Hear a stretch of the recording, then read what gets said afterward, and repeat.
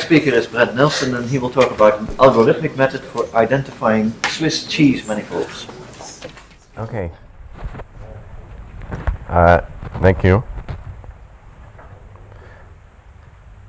I'd like to just take the opportunity to thank the organizers for giving me this opportunity to address you.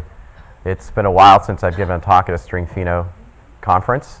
It's nice to be back.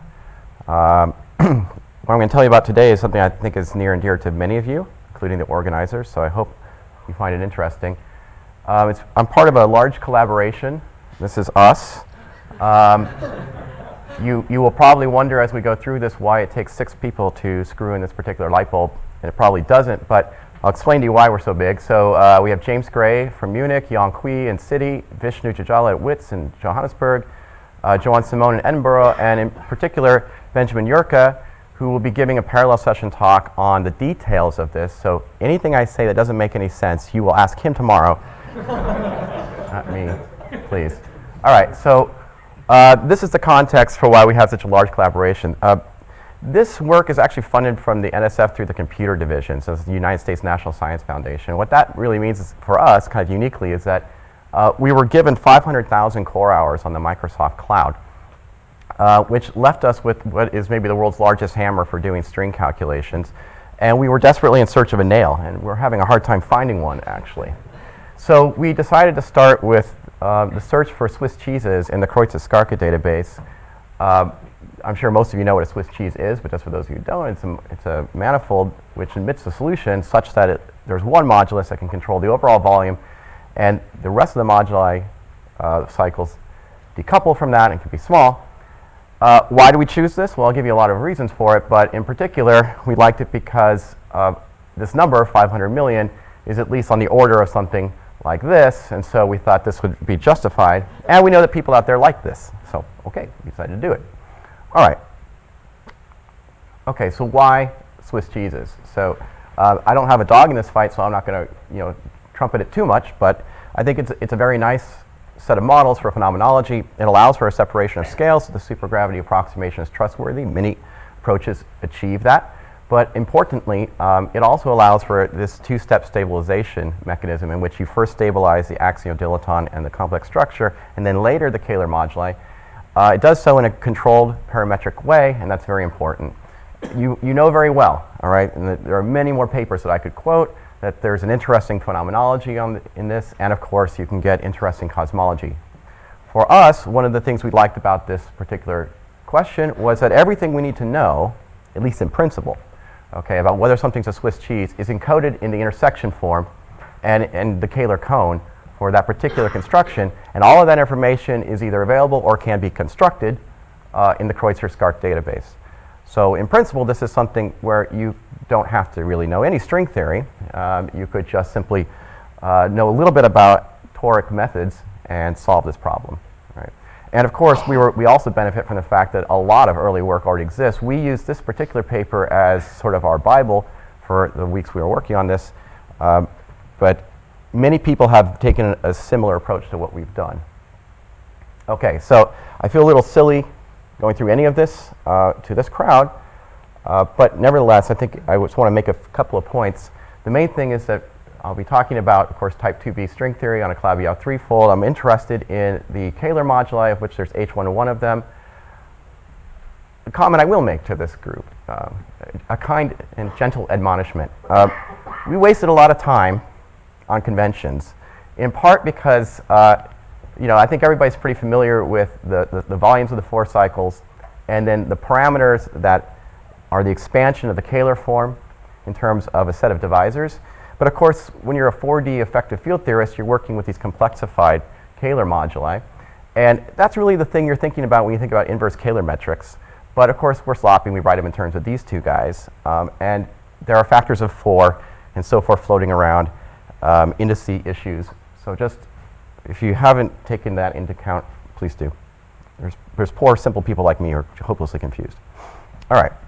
So here's the basic setup. In order to achieve this, what you need is you need to include the first alpha prime cube correction to the Kähler potential. It's just sort of captured in this one constant.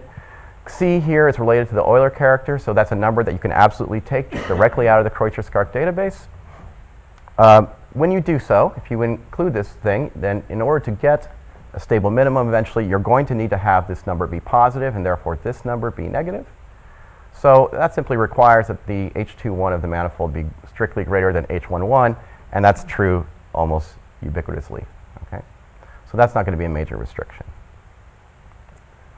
Okay, then to achieve the minimum, we're assuming, as we always do, that there are two pieces to the superpotential, the standard Gukov-Bapa-Witten potential that's going to minimize, when it is minimized, it will stabilize via fluxes, the complex structure, and the axiodilaton. And then an additional contribution that comes either from D3 instantons or from K-Geno condensation. We're agnostic as to which.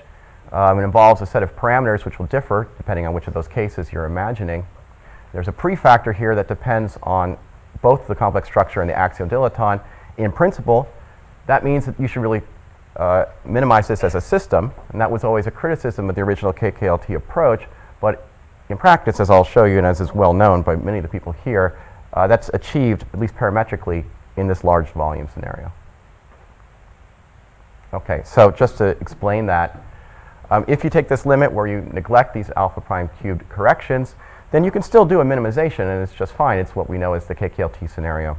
So the premise is that after the Gukov-Bapa-Witten term does its job, it becomes just a constant in the superpotential. You can use the non-perturbative effects to then stabilize the Kähler moduli. And that's, of course, wonderful. The question arose whether or not it was justifiable always.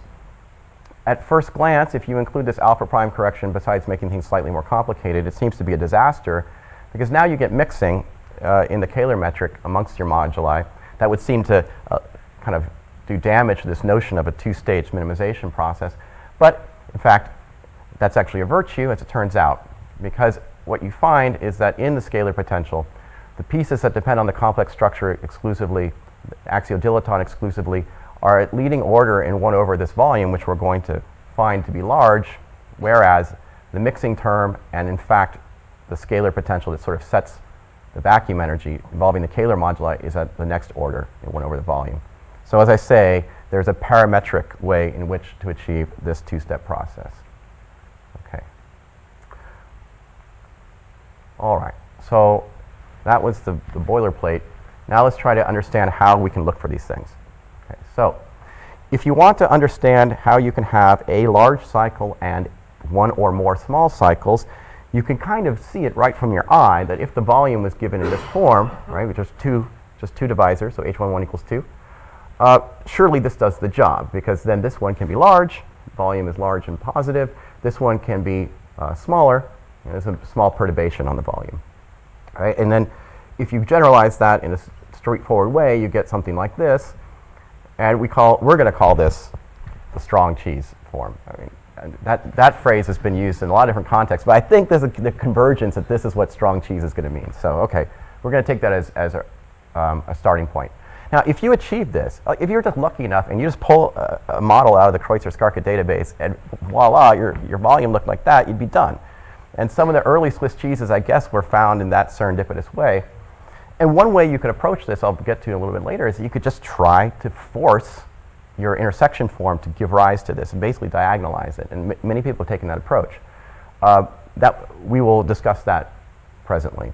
But in the meantime, let's just talk about this particular case. So if you can achieve such a solution where one of these cycles is getting large and the other has a dependence on the volume in this way, this is S for small, then if you look at the scalar potential that arises, at first you'd say, well, these are all different terms in the volume, but in fact they're all order 1 over v cubed because of the fact that this thing here is 1 over the volume and here you have 1 over the volume squared. And when I first saw this, I thought this was very elegant so long ago, wish I had thought of it, because you get this nice cancellation between these terms and you find a minimum that's nice in the sense that it's not typical. All right, I mean there has to be a cancellation, and I've hidden the thing that makes the cancellation work. It's this fact. It's the fact that the inverse Kähler metric, now here I am writing it sloppily in terms of 4 cycles, is proportional to the square root of the same object that's in here, so diagonal, and proportional to the volume.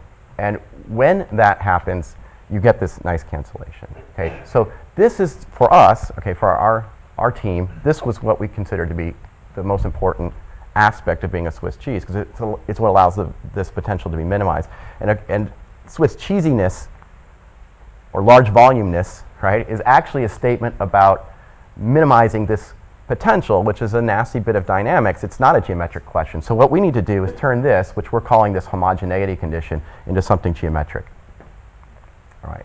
So here is probably a hopelessly partial list of Swiss cheeses that I could find in the literature, for the ones I could figure out, the H11. So I apologize to Ralph. I don't understand. As soon as someone mentions a flop transition, I'm done. So I don't really know what the H11 is for those.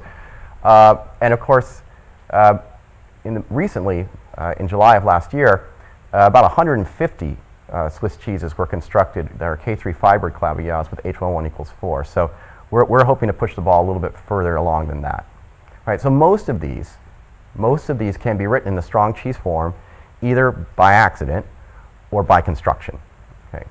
Because that was what was taken as the definitional property. Okay. So if you're trying to find a universal definition that you can scan for, you might start with this that came, again, as I say, from the 2008 paper we used. I'll kind of skip to the main points, which is that if you want to achieve this two-part result, number one, that the volume can be large, and number two, that there is a robust definition of small cycles versus non-small cycles, large cycles, then you need two things. As we said before, you need to have that there's a non-runaway solution, so you need to have the right Euler character. But more importantly, you need to make sure that the small cycles can be connected to blow-up modes resolving point-like singularities. Okay. So that's also kind of hard to scan for, but better, because now it's getting geometric. If you achieve this, then you'll find that your solution is either a unique solution if there's just one large, quote-unquote, large cycle, or a set of flat directions if there's more than one large cycle. What's very important is that this second bullet point, which is the part that's sort of the most geometric, is actually equivalent to this homogeneity condition, right? And that's really important because that's what we're going to use as our focal point. Okay, so this is just background. So how do you do this? Well, how do you scan this? Well, we're going to use the hypersurfaces and toric varieties because that's the big database, and our hammer needs something big, so that's what we chose. So how does that work? Well, you kind of inherit from Kreutzer and Skarka a sort of, you inherit a basis of divisors from their database. You can expand the Kähler form as a linear combination of these, and that's just the Kähler parameters little t. The intersection form is simply the triple wedge product of these guys, so that you can construct this very easily from the information that you're given. The volume gives this famous 1/6 times the kappa ijk and the product of the three t's. Everybody, I think, here knows this fairly well. And then the four cycle volumes are just simply derivatives of the overall volume with respect to these t's. Okay, so we start here. That's just the basic data that we get. Okay, one wrinkle. The first roadblock that we encountered is the following. So, of course, it's not enough just to do that. You have to make sure that whatever solution you find for these t's are actually in the Kähler cone, so this is a sensible manifold. That can be represented, in our case, by a matrix, a rectangular matrix in general, where this number, one of the dimensions of the rectangle is the number of facets of the polygon that you're using to construct this clavier in the first place, and the other is the H11 value. Okay. So, in principle, the Kähler cone is, of course, a set of inequalities. You have to be in this space. And the set of inequalities involves some matrix here that doesn't have to be square. So at least we're getting this into when you got matrix multiplication, you know you can eventually put it on a computer. But at the end of the day, for us to do this quickly, we needed to invert this. So we had to restrict ourselves to cases in which this was a square matrix. Okay, and that's called a simplicial Kähler cone. So that's a big restriction. You'll see. I'll tell you how much that restricts us. This is not. It's not inconceivable we can get past this, but it'll be slower. So whenever I write things from now on, please understand that what I'm thinking about is all of these objects, whether it's divisors or in the other direction, the t's or the kappa intersection form, all having been rotated by this matrix appropriate number of times. Right. So in our work, we try to put hats on this. In my talk, I may be sloppy. Okay, so, all right, why do we have to do this at all? Because it would seem like the obvious thing to do is staring you in the face. You just try to diagonalize the intersection form. Well, what would be so great about that? Well, as I said, if you were lucky enough that the divisors basis that you were given was one in which the volume eventually could be factorized, or if you were working at h11 equals 2, where 20 minutes with a pencil and paper would tell you exactly how to rotate the bases such that you get this diagonal form, everything would be fine. And you can prove a lot of really interesting results, and you can prove that this large volume solution exists and so forth. But just to show you that this is not an invariant concept, if you were given such a basis in which one divisor was associated with the large tau and the others were all small, now imagine doing an arbitrary basis change. In the small sector, right, you can add them together, and that's still small, right?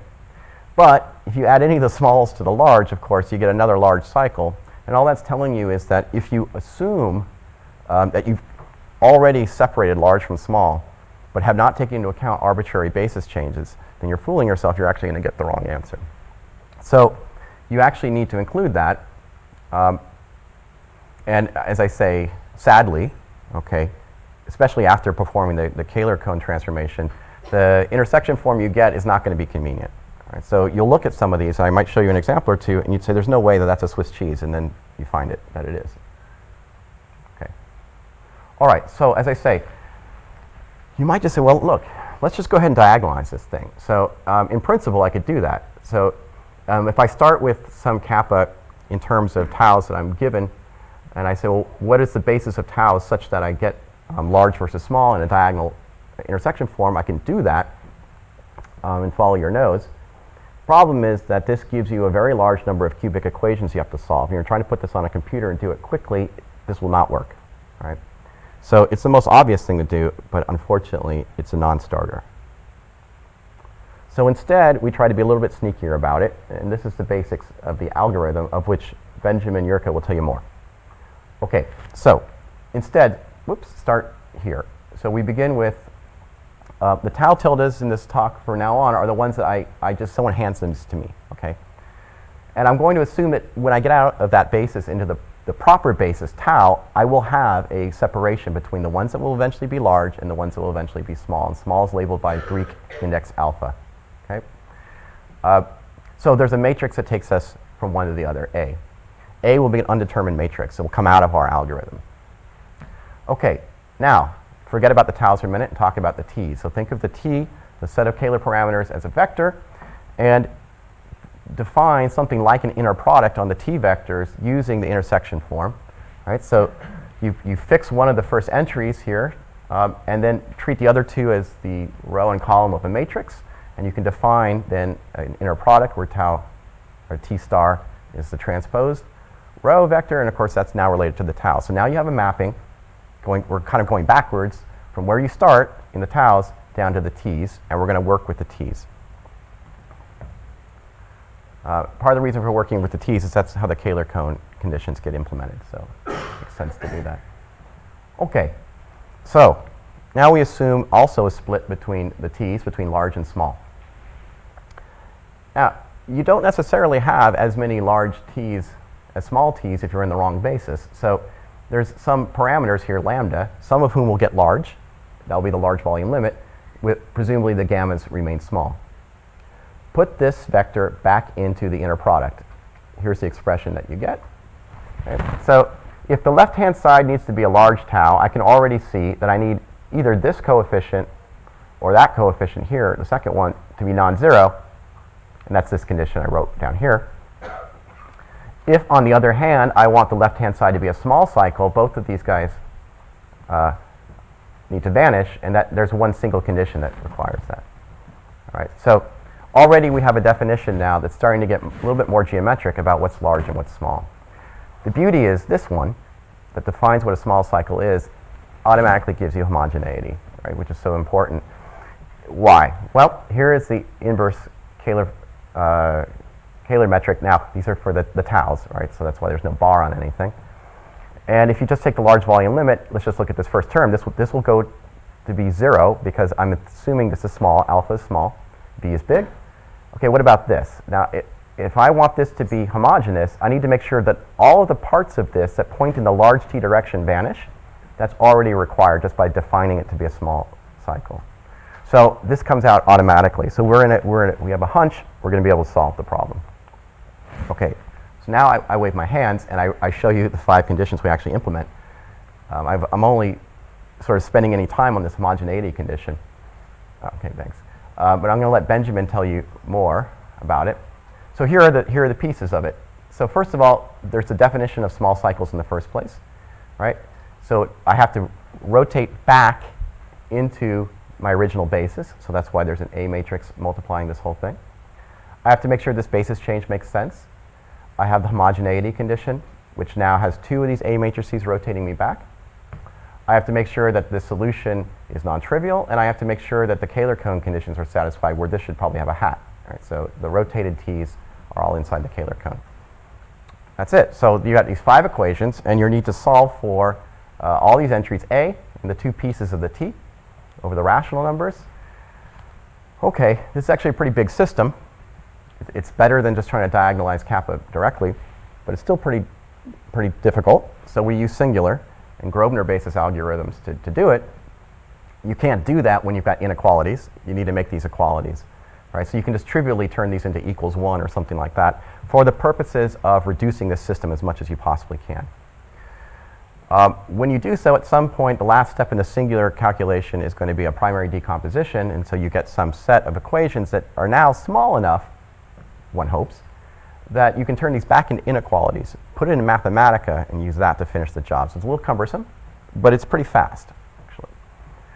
And like I say, Benjamin will tell you exactly how to do it if you want to do it yourself. What are some hang-ups? Well, I already mentioned non-simplicial Kähler cones. We have not implemented because buried in all this was this rotation into the Kähler cone.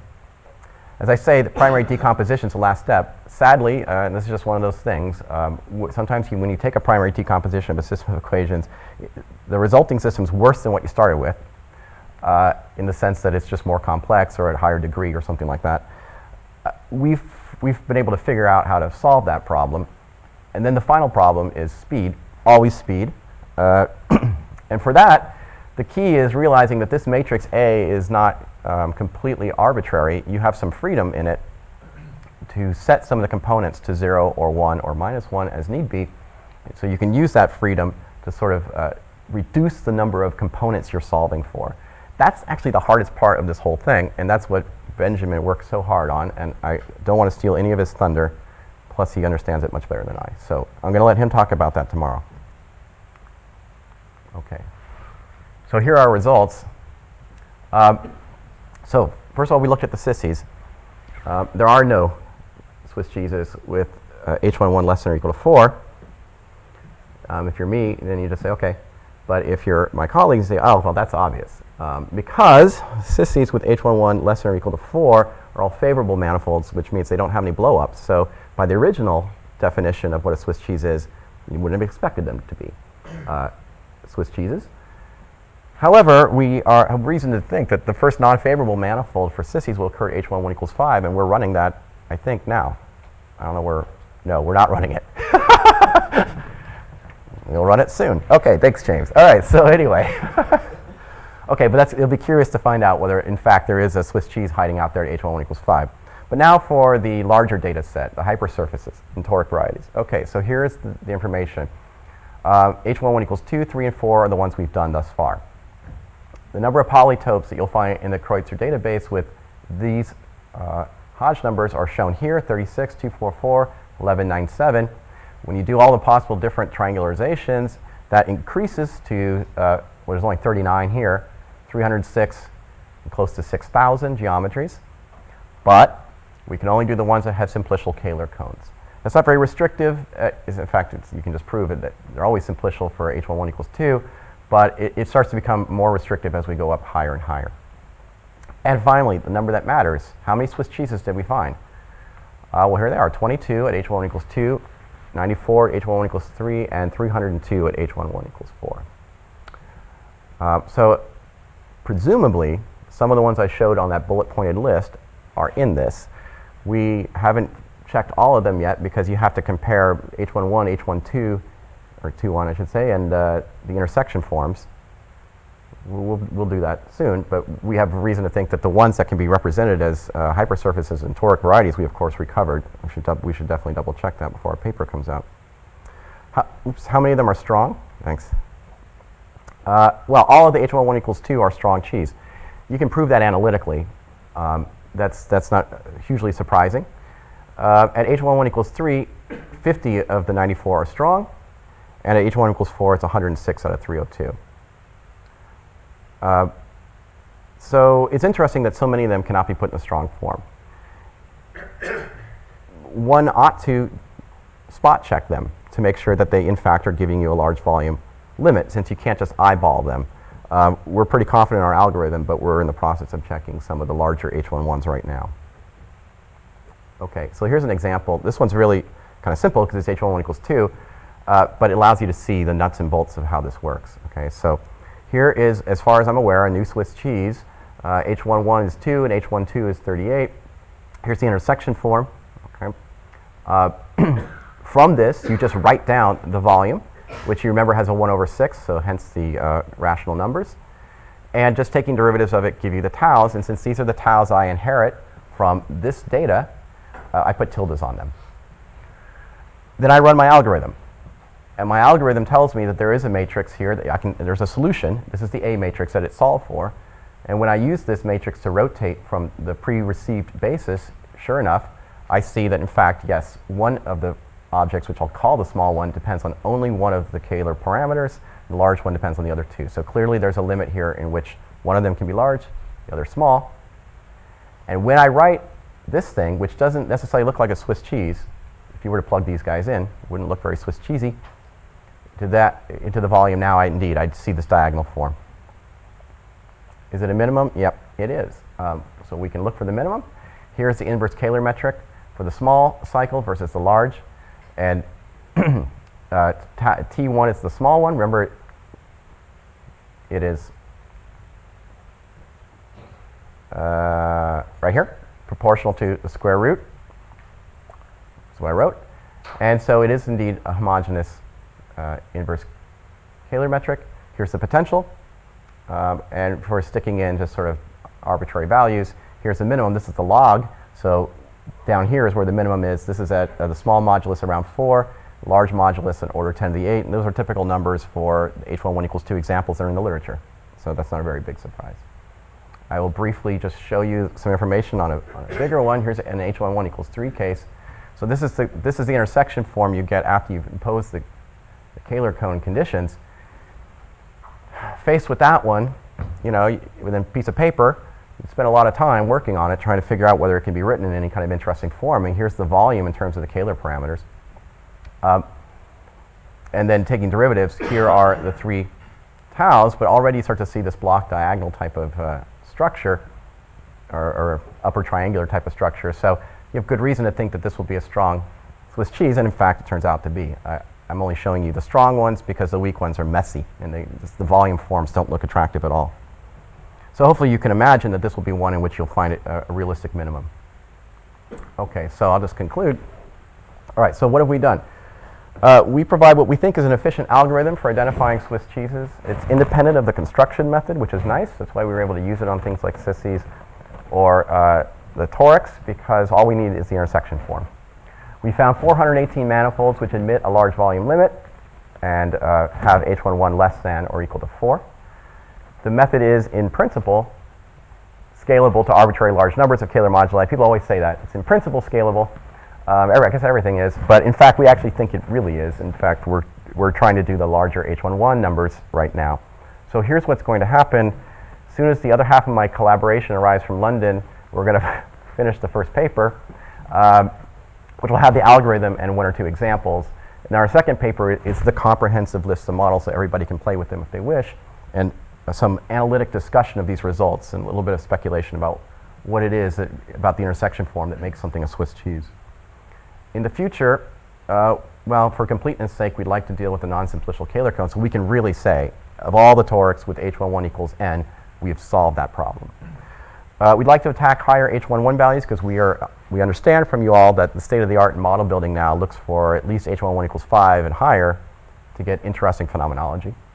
And while this is something more for people out here, there's obviously a lot of interesting phenomenology and cosmology you can do if you had a list of this data, right? So you could start to look at properties I won't call generic, I'll call typical. You can look for typical properties in these Swiss cheeses, and we hope to get that to you very soon. Okay, thanks.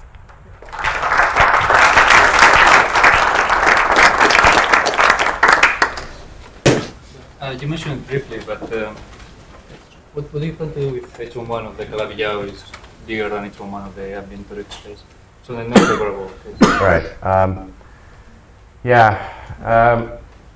not sure. Well, one thing you can do is you can now make the matrix that transforms you into the Kähler cone itself an undetermined quantity and solve for that as well, at the expense of having even more equations to try to solve for. That's one option. But I think if you're and I think that's, I mean, I'm a simple person, so that's what I would try to do first, but I have a feeling that my colleagues might suggest something a little bit more sophisticated. Question. Okay. So in the case that H11 of the Calabi-Yau is larger than H11 of the ambient toric space, how do you parameterize the divisors and write the intersection form? Yeah, you mean how do you get the intersection numbers? Yeah, of course, in general that's going to be extremely hard. Now what we're doing at the moment, we're just looking at the second points of the there's already enough of those where we can get started sometimes. When you say extremely hard, is it impossible or just hard? Is it known how to do it? Or? So the place I would try it is in the CCs by which we complete intersection and products and get this person. I hesitate before saying it's impossible. Yeah, but that's certainly not what we're doing at the moment. We're just no intention. Oh no. Hi. All right. Literally. Yes, I really enjoy your talk. It's very nice. It's very good that you're doing these things, which is, I think, has to be done. We had a paper yesterday. I don't know if you saw it. Yesterday, no. Yes. And Michele mentioned in his talk a little bit. And I think this week on Thursday, I think Christoph was going to talk about it. Christoph and then Sven will complement. And I think fits very lot with what you're doing, because we classify up to H11 equals to 4 and H11 equals to 5.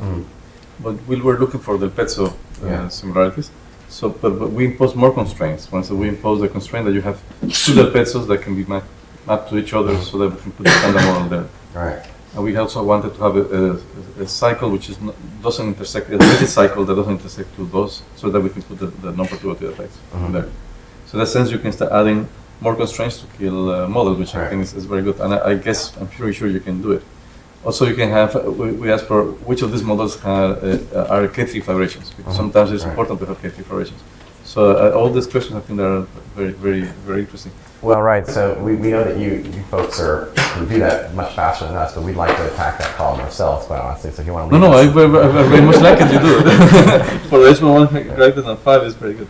I mean, computational is very complicated, so it's very good. But I think there are a lot of interesting questions that can be addressed in this. And we were surprised. I personally was surprised that we imposed all these conditions, and still out of those 6,000 on the list of the Scarpian professor, we got the other 200 that satisfy all the conditions, not only the large Swiss cheese, but also the pesos that map to each other, the bridge, the cycle, and so on. So I think that the class of models that can be kind of built, which are realistic somehow, is large, which is interesting. Well, that means, I mean, that's encouraging. It means it's probably a good direction for future model building. Absolutely, absolutely. Sure. So models which have, say, like two large cycles, so we're like, say, like vibrations and so on, would you count those as Swiss cheeses, or? Not at the moment, but we're relatively certain that we can generalize the algorithm for that. Yeah, so that's been run for CCs, for example, but it's not been run for torics yet, but it's a trivial generalization. So your classification, when you were saying Swiss cheese, you meant just one diagonal path. That's it. One large cycle. So Just one large cycle. For computational reasons. Yeah. I was curious about what It's the same to run it for a number of large cycles. It's exactly the same. We just for the torics we haven't run it. Okay, am I had a question? Do you know how many of these 418 are in equivalent? Oh, it's a good question. And no. I think a lot of you could people. check, right? You have the intersection formula. Well, at that level, sure. Yeah, we check that. think this is related to Fernando's questions. I think it's more like a comment. It would also be interesting to know what the geometry of the small cycles actually is. It's not guaranteed that they are really Petzl surfaces. We know examples where you cannot find a smooth representative, for instance, in the corresponding divisor class. So it's actually more like something like an intersection of two devices. I think Even that's for something- wrapping instantons on it, so it would be you need a smooth cycle, right? Yeah, I mean, that, certainly we're aware that that's probably the most important thing to know next.